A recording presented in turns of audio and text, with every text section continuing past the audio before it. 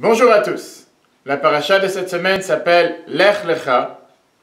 C'est la paracha dans laquelle nous découvrons un nouveau personnage, Abraham, que Dieu lui ordonne, à l'âge de 75 ans. Quitte ton pays natal, quitte l'endroit où tu es né, et dans cette destination, je te ferai grandir, tu seras une bénédiction, tu auras une grande renommée. Qui était Abraham? Pourquoi la Torah, elle commence sans nous donner aucune biographie, des détails, d'où il vient, qu'est-ce qu'il a fait jusqu'à présent? Bien sûr, nous sommes tous au courant. Qu'est-ce qui s'est passé avec Abraham depuis l'âge de 3 ans?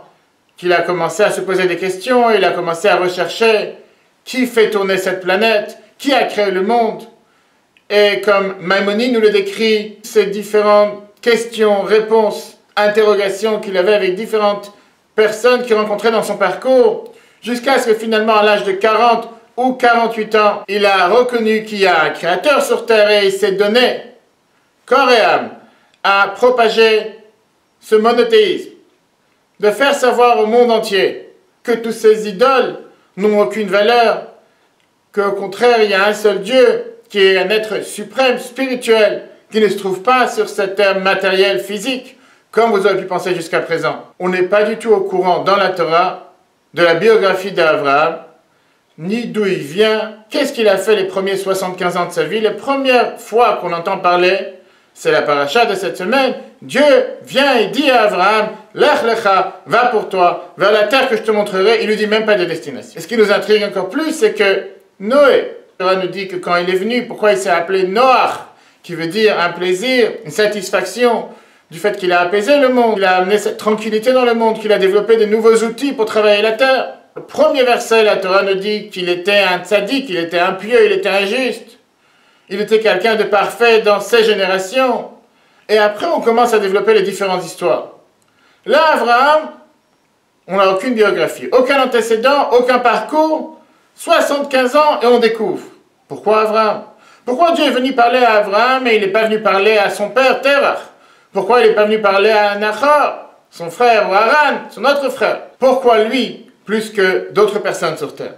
Qu'est-ce qu'il avait de particulier? Et pourquoi faire une telle abstraction, ne pas être au courant de toute sa vie, de tout son passé jusqu'à présent?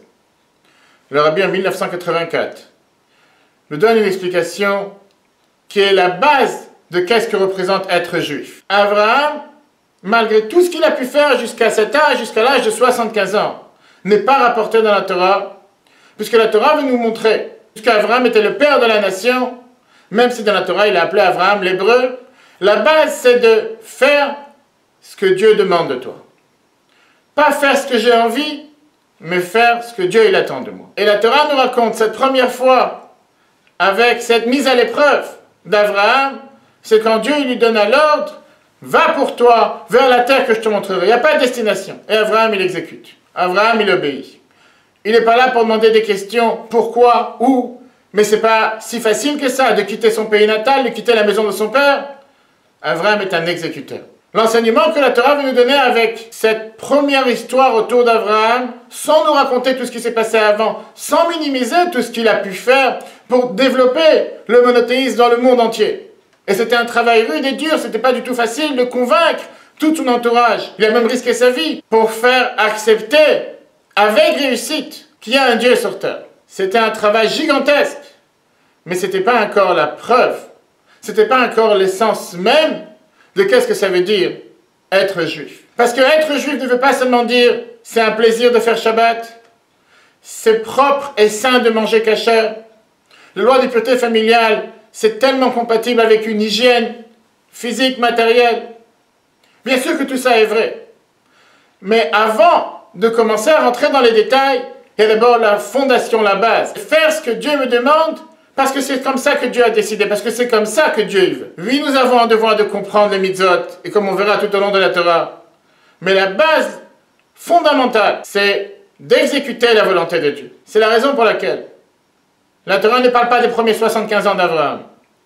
Mais le premier épisode, pour nous montrer, pour nous décrire qui était Abraham, alors qu'en général, aujourd'hui, à l'âge de 75 ans, c'est plus ou moins l'âge où les gens font un bilan de leur vie passée. Là, la Torah nous donne la description. Tu veux savoir c'est qui Abraham?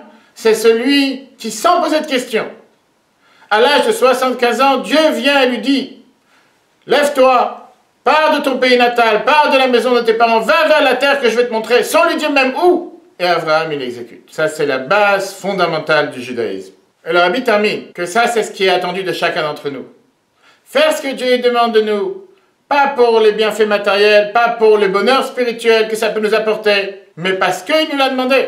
En agissant de la sorte, nous sommes garantis de voir la bénédiction spirituelle et matérielle dans tout ce que nous faisons et dans tout ce que nous désirons. Shabbat Shalom et à la semaine prochaine.